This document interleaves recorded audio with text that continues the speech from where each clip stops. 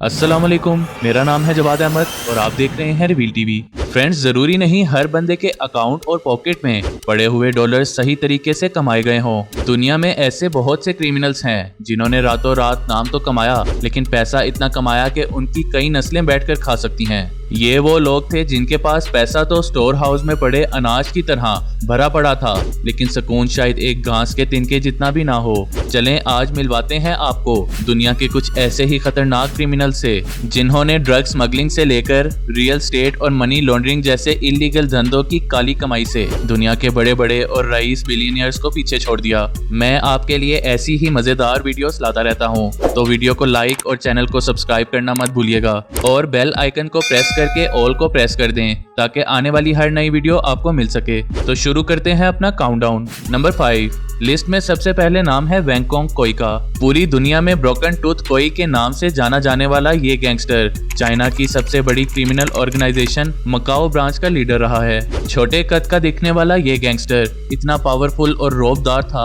कि अपने ऊपर बनने वाली एक फिल्म के सीन के लिए इसने मकाओ गवर्नमेंट से पब्लिक ट्रैफिक को ब्लॉक करने की परमिशन जेल में बैठे बैठे मिनटों में ले ली थी। फिर दिसंबर 2012 में जेल से निकलने के बाद खुद को दोबारा कैसीनो गैम्बलिंग जैसे बड़े बिजनेस में शामिल करके आज भी दुनिया के किसी कोने में ऐश फरमा रहा है। नंबर 4 पाउल लीर अलेक्जेंडर। किसी जमाने में एक्टिव ड्रग इन्फोर्समेंट एजेंट पाउल लीर अलेक्जेंडर अचानक इतना चालाक हो गया कि इसने अपनी साइड बदलकर स्मगलिंग की दुनिया में एक खतरनाक टर्न लेने का फैसला कर लिया। पूरे यूएस में इलेक्ट्रिकल ट्रांसफार्मर के अंदर कोकेन भरकर गवर्नमेंट की नाक के नीचे से पाउल ने अपने कारोबार का ताज $170 मिलियन तक पहुंचा दिया था। 2005 में अरेस्ट होने के बाद अब पाउल एक आजाद आदमी है जो अपनी जिंदगी एक आम आदमी की तरह गुजारने की कोशिश कर रहा है। Number 3 Susumu Ishii. नफरत और गैंग वॉर की खतरनाक दुनिया में एक डॉन ऐसा भी रहा है जिसकी बुलेट से ज्यादा उसके कहे हुए अल्फाज नुकसान करते थे। सुसुमो इशी किसी जमाने में जापानीज नेवी फाइटर हुआ करता था। ये वर्ल्ड वॉर 2 में जापान की केटन यूनिट का भी पार्ट रहा है,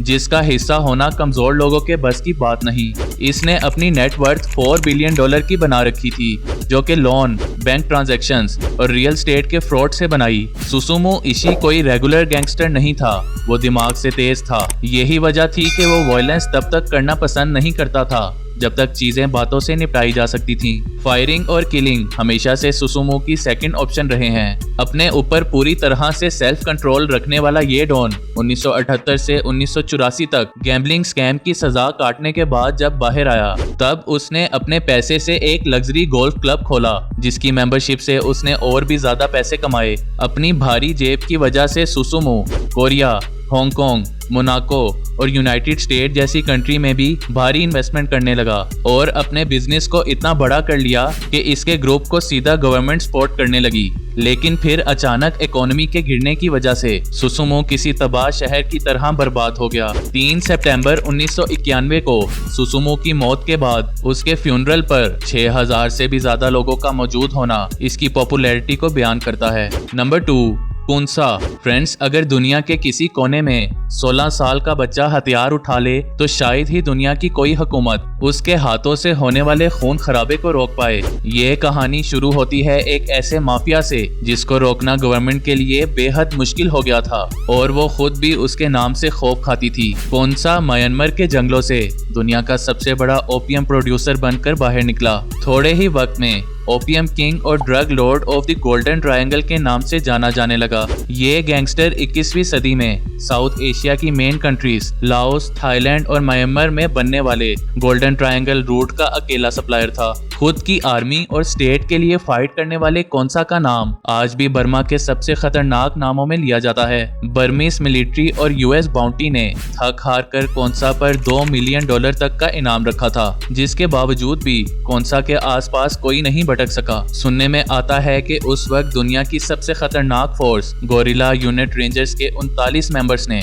एक सीक्रेट मिशन के थ्रू कोंसा पे अटैक करने की कोशिश की, लेकिन पर्सनल सीक्रेट सर्विस ने उनके इस मिशन को भी तहस नहस कर दिया। नंबर 1 अब आखिर में इस दुनिया का सबसे खतरनाक क्रिमिनल पैब्लो एस्कोबार। ये वो ड्रग लॉर्ड था जिसके चर्चे पूरी दुनिया में थे, जिसने सिर्फ अमेरिका और कोलंबिया की पुलिस को ही नहीं बल्कि पूरी दुनिया की इंटेलिजेंस को कई सालों तक चकमा दिया। पैब्लो का मेडेलिन कार्टेल के लीडर बनने के बाद ड्रग ट्रैफिकिंग, स्मगलिंग, बॉम्बिंग और असैसिनेशन जैसे क्राइम इतने पीक पर पहुंच गए कि उन्हें रोकना किसी के भी बस की बात नहीं रही। 15 टन कोकेन एक ही दिन में स्मगल करने वाला पैब्लो अपने बिजनेस में सिर्फ 2 ही तरीके से अपना काम निकालना जानता था, या तो गवर्नमेंट ऑफिशियल्स की जेब में पैसे देकर या फिर सर पे गोली मारकर। कहा जाता है कि एक बार पुलिस से छुपते हुए एस्कोबार अपने एक ऐसे घर में रुका जहां बिजली नहीं थी। उसे जब उस घर में लकड़ी नहीं मिली तो उसने अपनी बेटी को ठंड से बचाने के लिए $1 मिलियन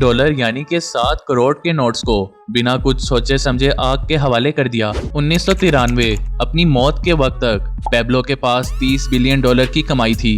बेशक इन क्रिमिनल्स ने अपनी लाइफ में बहुत पैसा कमाया, लेकिन जिंदगी की खुशी इनसे उतनी ही दूर चली गई जितना पैसा इनके करीब आता गया। उम्मीद है आपको वीडियो पसंद आई होगी। लाइक, कमेंट एंड सब्सक्राइब करना मत भूलिएगा। मिलते हैं नेक्स्ट वीडियो में, तब तक के लिए अल्लाह हाफिज।